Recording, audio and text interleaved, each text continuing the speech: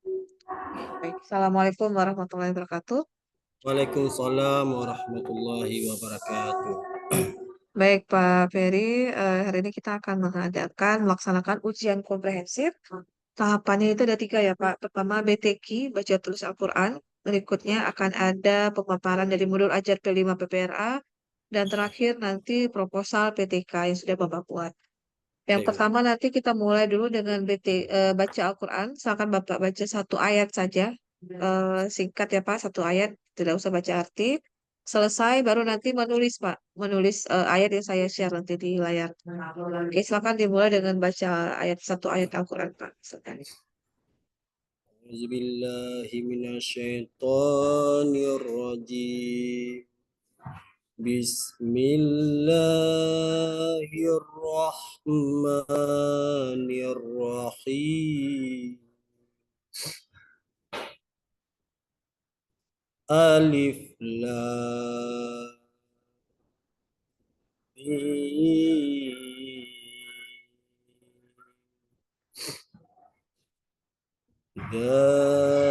Dzalikal kitabu la raiba fihi hudal lil muttaqin.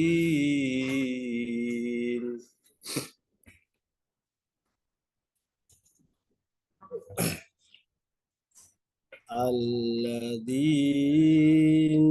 yu'minuna bil ghaibi wa yuqimuna sholata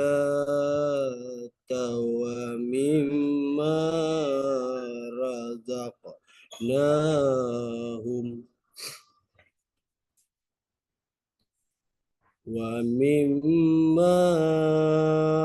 razaqnahum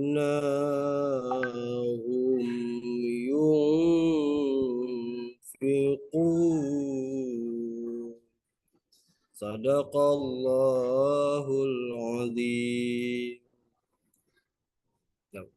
Oke, baik. Eh, Berikutnya akan menulis ayat Al-Quran. Sebentar ya Pak.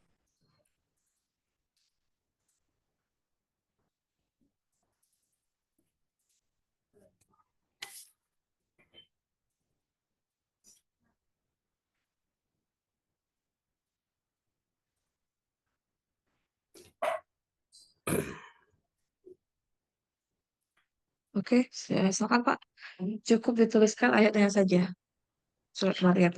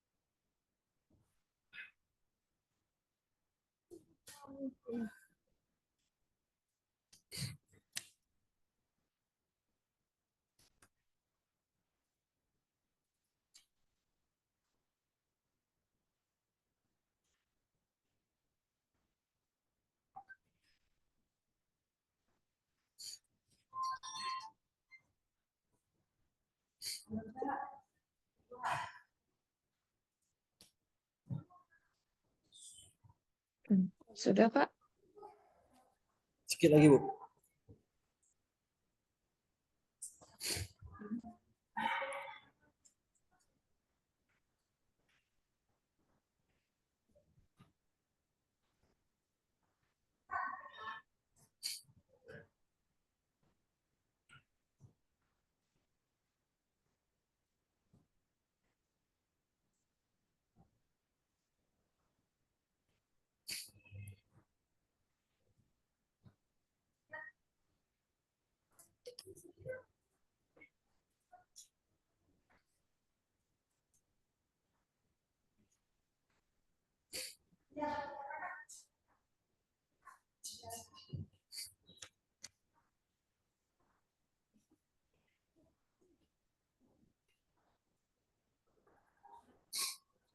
Enggak, Bu. Oke, baik. Silakan diperlihatkan, Pak. Oke, baik, letakkan. Sudah. Berikutnya, silakan presentasikan modul ajar P5 PPRA-nya. Silakan share screen.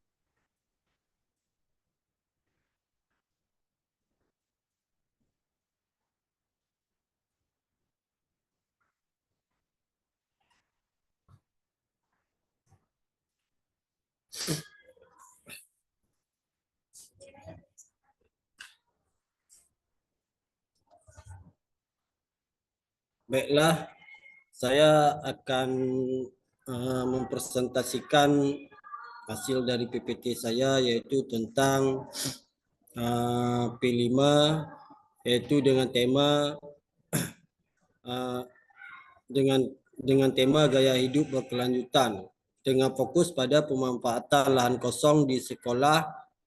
Aktivitas ini bertujuan untuk memberikan pemahaman dasar kepada siswa mengenai pentingnya keberlanjutan dan bagaimana budidaya lahan kosong dapat menjadi solusi praktis.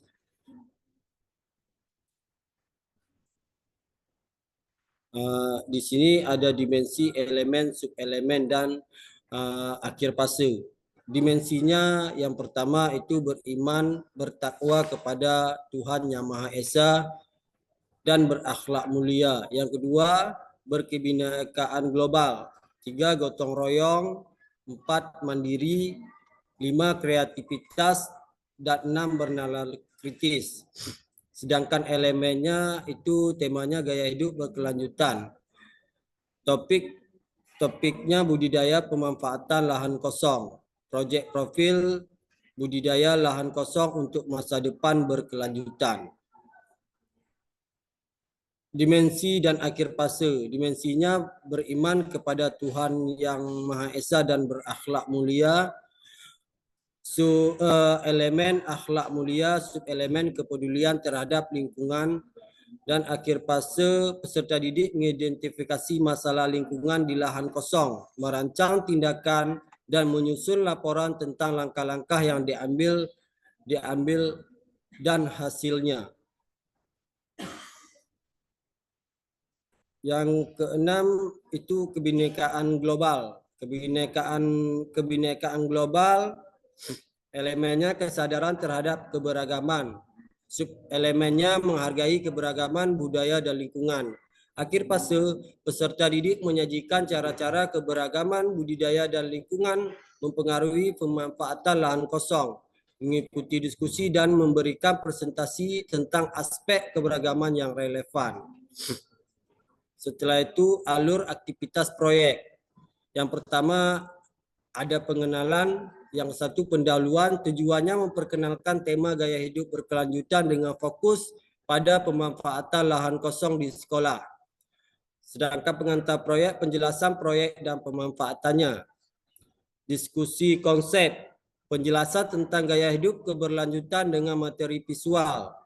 Contoh proyek memperlihatkan proyek serupa yang dilakukan.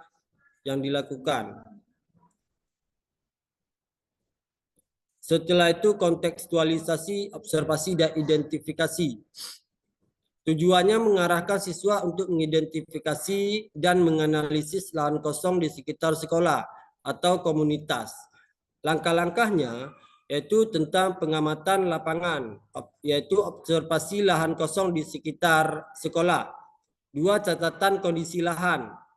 Antara lain mencatat kondisi lahan termasuk adanya sampah dan tingkat kesuburan tanah. 3, diskusi kelompok, yaitu dengan mendiskusikan temuan dan manfaat serta pemanfaatan lahan kosong dalam kelompok kecil. Setelah itu perencanaan dan implementasi. Tujuannya membantu siswa merencanakan dan melaksanakan proyek budidaya lahan kosong.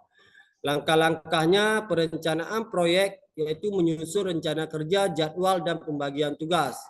Yang kedua, pelaksanaan proyek itu persiapan lahan, pemilihan tanaman, dan teknik budidaya. 3, pengawasan dan bimbingan, yaitu memantau dan memberikan bimbingan sesuai dengan kebutuhan. Yang selanjutnya, refleksi dan evaluasi. dan evaluasi dan diskusi. Tujuannya mengevaluasi hasil proyek dan mendiskusikan pengalaman siswa. Langkah-langkahnya ada sesi refleksi, yaitu diskusikan apa yang berhasil dan yang perlu diperbaiki. Dua, evaluasi hasil proyek, yaitu menilai pertumbuhan tanaman dan dampak lingkungan. Yang ketiga, diskusi pengalaman, yaitu berbagi pengalaman dan pembelajaran tentang keberlanjutan. Selanjutnya ada tindak lanjut perencanaan tindakan. Tujuannya menyusun rencana untuk perawatan berkelanjutan dan pengembangan proyek di masa depan. Langkah-langkahnya, satu, rencana perawatan, yaitu menyusun rencana perawatan untuk keberhasilan jangka panjang. Yang kedua, pengembangan proyek, yaitu menambah jenis tanaman atau melibatkan lebih banyak komunitas. Yang ketiga, pelaporan dan publikasi, yaitu membuat laporan dan mempublikasikan hasilnya. Penutup, proyek ini bertujuan untuk menanamkan nilai-nilai Pancasila dan rahmatan lil alamin dalam konteks pemanfaatan lahan kosong dengan pendekatan berkelanjutan, evaluasi dan tindak lanjut. Diharapkan memberikan dampak positif bagi siswa dan lingkungan.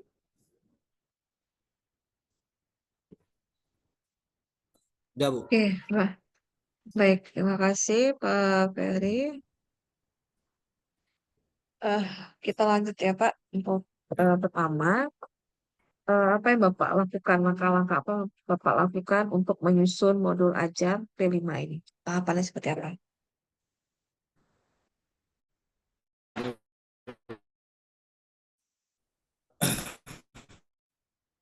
Silakan Pak, putus-putus Pak jaringannya. Ya, Bu, jaringannya. Saya menyusun model 5 ini, Bu. Kenapa saya itu mengambil tentang pemanfaatan lahan kosong? Karena saya melihat di kondisi lingkungan tempat saya mengajar di SMA Negeri Trumon Tengah itu gedungnya itu masih sedikit, Bu. Dan masih banyak lahan-lahan yang tidak terpakai. Jadi ketika daripada lahan-lahan tersebut itu terduduk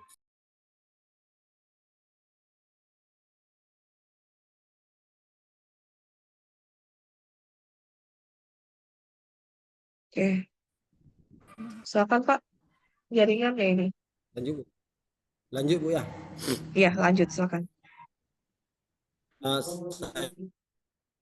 Lahan tersebut tidak terpakai, Bu, maka saya berinisiatif memanfaatkan lahan tersebut, yaitu kalau menurut saya sendiri itu kan memanfaatkan lahan kosong di modul saya itu kan belum dilihat, belum jelas apa yang akan ditanam. Tapi kalau di dalam rencana saya, Bu, nanti waktu PPL nanti saya itu mengajak anak-anak tersebut untuk menanam tanaman herbal, Bu. Di situ seperti kunyit, seperti pohon jahe, bawang dan lain-lain, Bu. Jadi itu, Bu, menurut Ferry. Oke, baik. Lalu, baik, berikutnya di alur penyelesaian proyek tadi, bagaimana keterlibatan siswa nantinya Pak? Keterlibatan siswanya, lalu alokasi waktu yang diberikan seperti apa untuk menyelesaikan aksi nyata itu? Untuk menyelesaikan aksi nyata itu alokasinya, Bu, itu 2 jam. Itu 2 jam, alokasi waktu 2 jam itu di jam terakhir. Karena itu kan memerlukan waktu yang banyak. Bisa jadi 2 jam itu bisa lebih, Bu. Karena kan kita mengolah lahan lagi nanti, Bu. Setelah itu kita menanam misalnya tanaman herbal kan memerlukan waktu. Jadi itu, Bu, makanya Ferry itu membuat P5 itu aksi nyata itu di jam terakhir supaya tidak mengganggu jam-jam yang lain.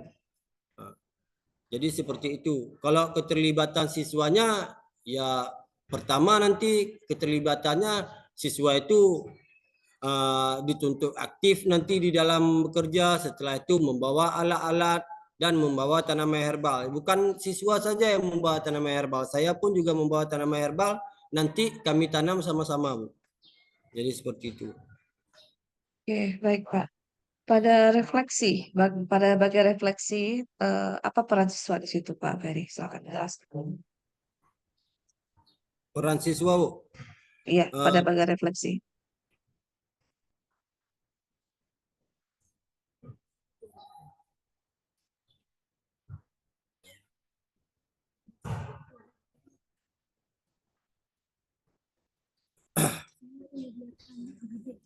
Tadi kan Bapak menjelaskan ada refleksi kan di akhir Pak.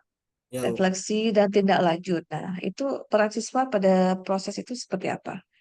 Apa yang siswa lakukan? Peran siswanya, Bu, itu ikut serta, Bu, dalam penanaman bibit tersebut, Bu. Setelah membawa bibit, sedangkan saya nanti saya menyediakan bibit, sambilan saya itu sebagai fasilitator nanti, Bu. Apa-apa yang kekurangan di lapangan nanti itu akan saya penuhi, Bu, agar Baik, fenomena belajar lancar. asesmen yang Bapak gunakan nanti apa? Bentuknya seperti apa? Jenis asesmennya apa? Penilaian. Jenis penilaiannya itu kelompok, Bu. Jadi Ya, bentuk. Ya, silakan Pak. jadi kan nanti kami itu kan membentuk ibaratnya kan bukan dalam satu kelompok itu satu lahan, Bu. Jadi kan lahan luas. Jadi saya nanti membuat itu sekitar 4 kelompok, berarti di sebelah kiri itu kelompok A, sebelah kanan kelompok B, di belakang kelompok C, dan di sampingnya itu kelompok D. Jadi supaya kita lihat bagaimana tingkat keaktifan siswanya, kemauan siswanya dalam mengerjakan lahan kosong Oke. Baik, itu. terima kasih Pak Ferry. Jadi yang saya nih, Ya, ya. P5-nya sudah selesai. Berikutnya silakan presentasikan PTK-nya, Pak, proposalnya. Waktunya 5 sampai 6 menit.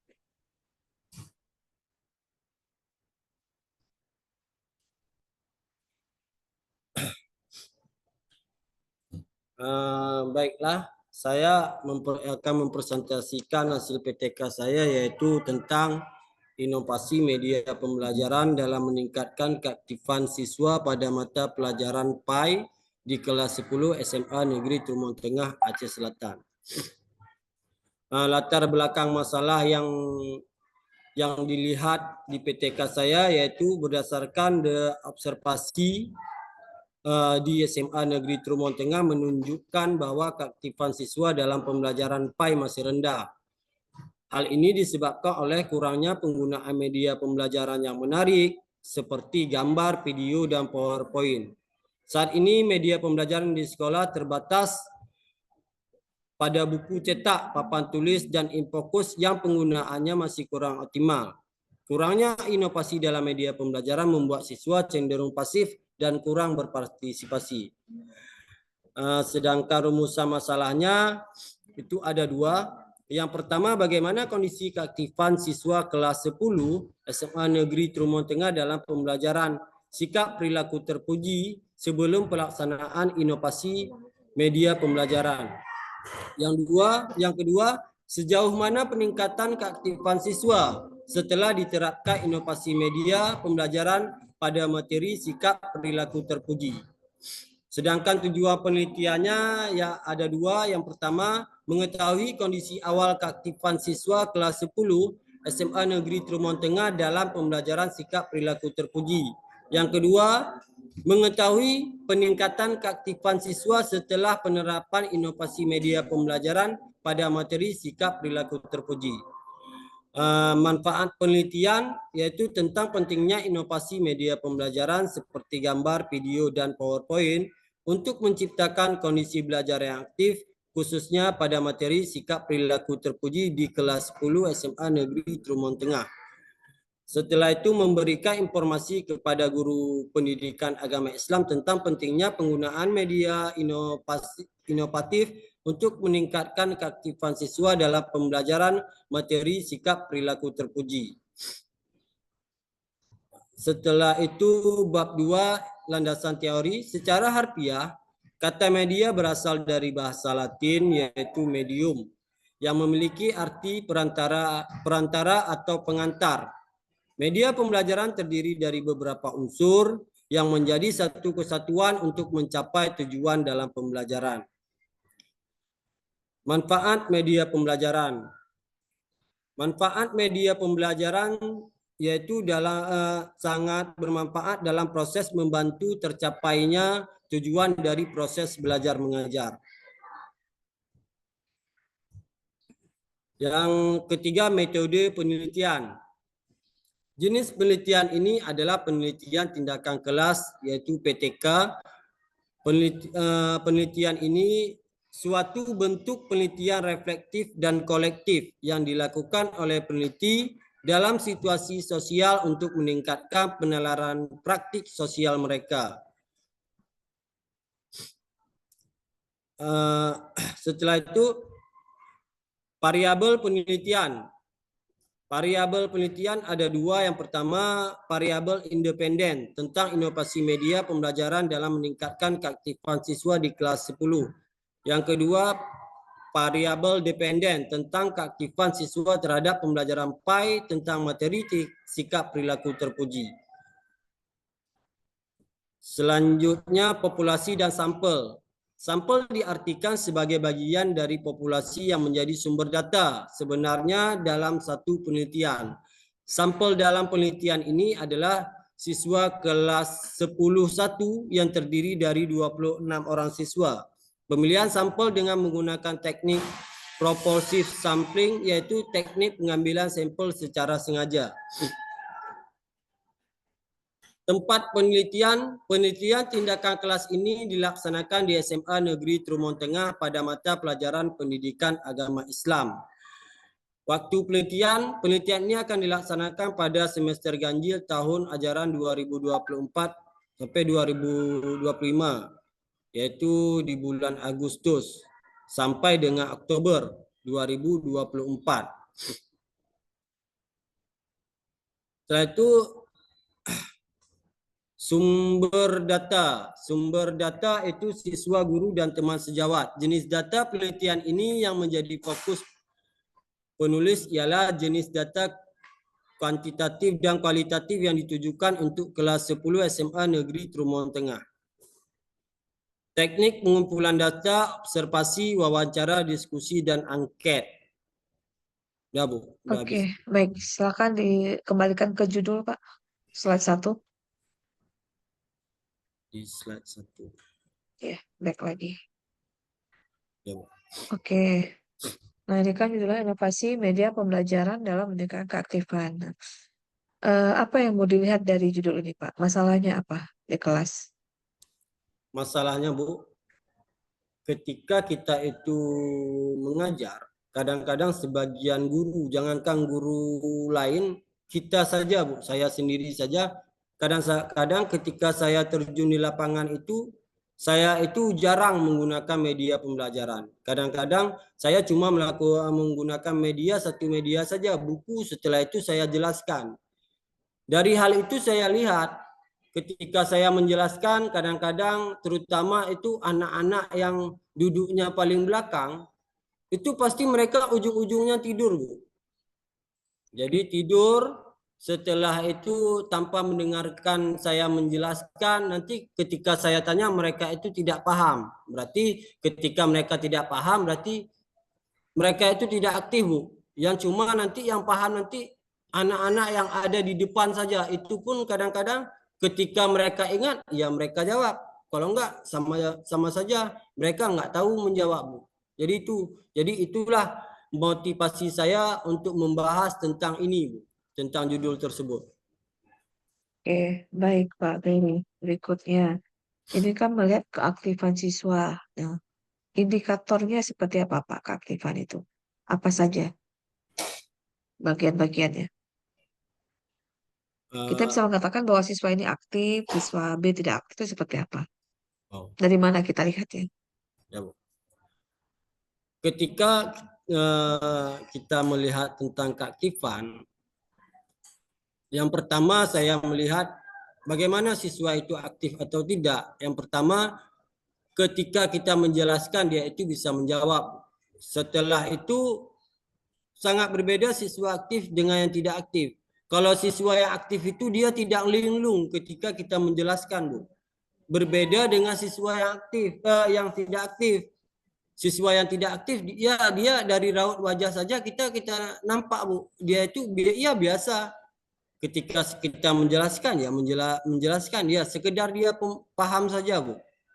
Nah, setelah itu siswa yang aktif itu dia itu mau bekerja. Jadi dengan menggunakan media inovasi tersebut nanti siswa itu bisa aktif semua, bahkan termasuk anak-anak yang malas tersebut, yang suka tidur di belakang itu dia itu juga ikut aktif. Jadi memang juga ikut aktif, terpaksa aktif, Bu, dengan Oke, model yang kita buat. Jadi itu, Bu. baik. Baik Pak Ferry, apakah ada di bab 2 itu tentang keaktifan? Indikatornya apa saja? Di bab di Proposal, bab ya. di proposal di bab Kalau belum 2 nanti dimasukkan ya Pak. Kalau belum ada nanti boleh dimasukkan. ya, Bu. Ya, Indikator keaktifan. Oke. ya, Bu.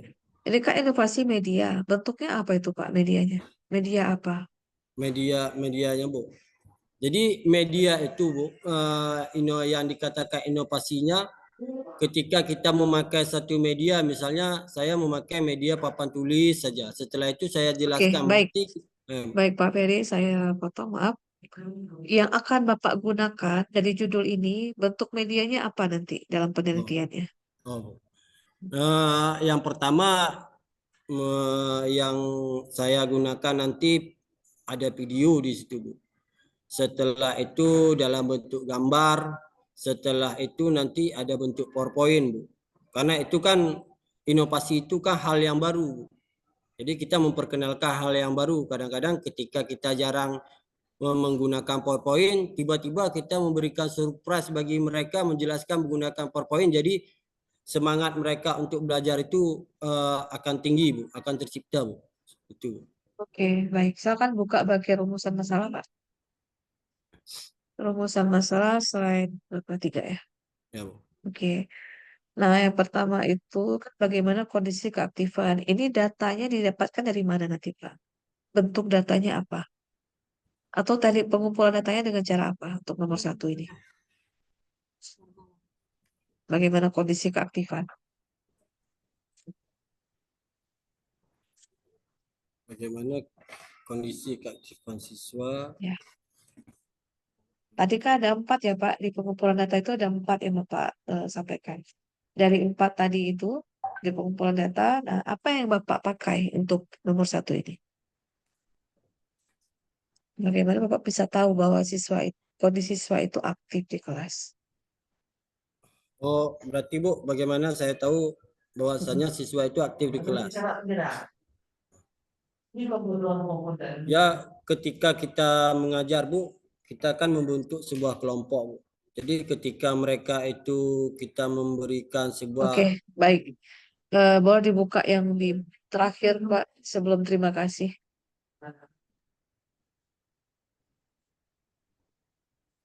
Paling akhir, Pak. Slide 15. 15. Nah, teknik oke. pengumpulan data, Bu. Ya, ini kan ada 4 ya, Pak. Observasi, Ya. wawancara, diskusi, angket. Untuk nomor satu tadi, Bapak pakai yang mana?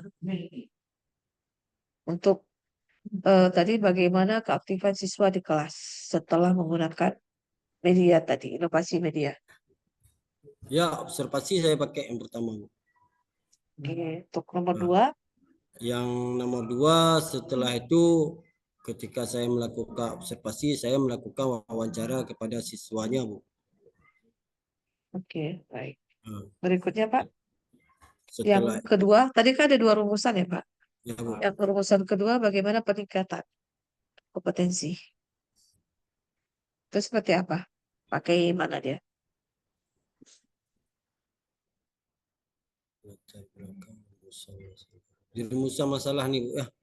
Sejauh mana peningkatan keaktifan siswa setelah itu? Yang nomor 2, Pak. Untuk nomor 2 itu pakainya apa tadi datanya? Itu wawancara, Bu.